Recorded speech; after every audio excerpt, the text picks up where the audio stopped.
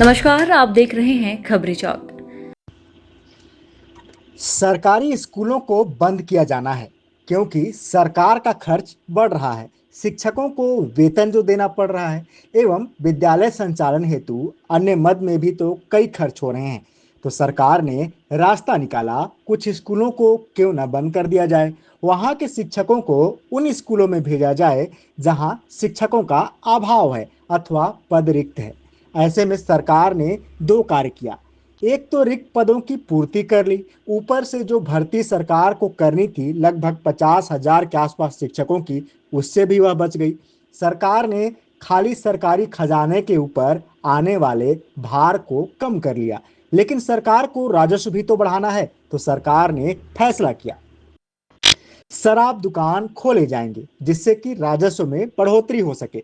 राजस्व में बढ़ोतरी के लिए दूसरा कोई रास्ता सरकार को सूझ नहीं रहा था, तो लगभग 67 नई शराब दुकानें प्रदेश में खोले जाने का सरकार ने फैसला ले लिया। इतना ही नहीं, प्रीमियम शराब दुकानों को अतिरिक्त रूप में खोलने हेतु अनुमति दे दी। इसके साथ ही साथ होटलों में बियर परोसे जाने की भी छूट मिल गई।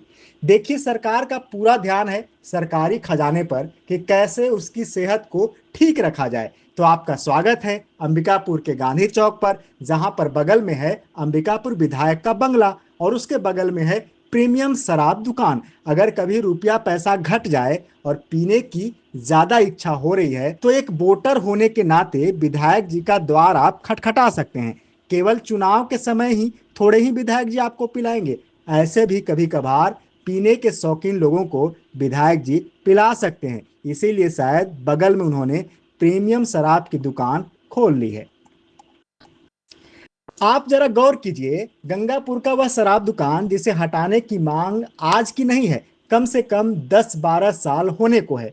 इसके बावजूद जो भी विधायक सांसद बनता है सब केवल आश्वासन देते हैं और कहते हैं बस हटने वाला है, जल्दी ही हट जाएगा। वर्तमान विधायक भी विधानसभा का चुनाव जीतते ही पहला बयान दिए थे, शराब दुकान हटाना मेरी प्राथमिकता है। पहले 1 महीने का समय उन्होंने दिया, फिर कुछ दिन के बाद कुछ और समय बढ़ा, फिर कुछ समय और बढ़ाए और अब तो 2 साल होने को हैं, सिर्फ कुछ महीने बाकी हैं। विधायक जी करें भी तो क्या करें, उनके बस में कुछ है भी तो नहीं। सरकार ही जब शराब दुकान खोलने पर आमादा है तो बेचारे एक अकेले अंबिकापुर के विधायक करे भी तो क्या। अब तो बस प्रीमियम शराब दुकान का फीता काटना विधायक जी के लिए शेष रह गया है, वह भी अपने बंगले के बगल में।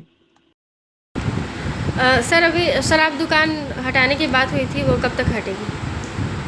देखिए, टेंडर प्रोसेस हो गया है, बीच में लगातार 2-3 बार हुआ, लेकिन जहाँ का टेंडर आया वहाँ के लोगों के विरोध की वजह नहीं हुआ। लेकिन अभी जो जगह निर्धारित हुई है, बगल वालों को सबकी जानकारी देकर परसों ही हम लोग इसका निरीक्षण किए।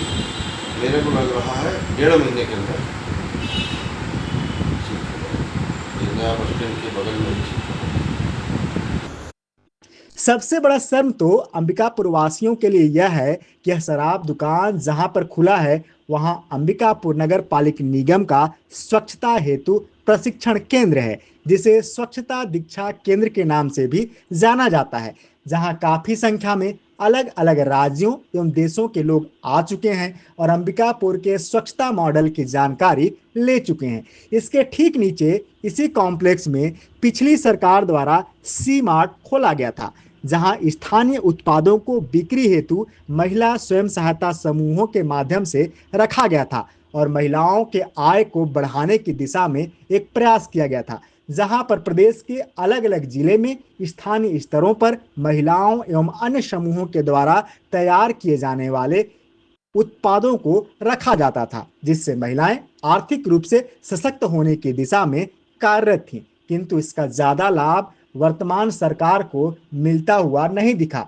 शायद यही कारण है कि वर्तमान सरकार ने सोचा इसे बंद कर दिया जाए। कोई भी सरकार ऐसा क्यों चाहेगी कि कोई महिलाएं रोजगार करें और आर्थिक रूप से सशक्त बने। भाजपा सरकार के इस कृत्य और सी मार्ट में खोले गए इस प्रीमियम शॉप से इतना तो तय है कि वे महिलाओं के हाथों में रोजगार नहीं बल्कि उन महिलाओं के पतियों के हाथों में शराब की बोतल देखना चाहती है, ताकि महिलाएं हमेशा पीड़ित रहें, प्रताड़ित रहें।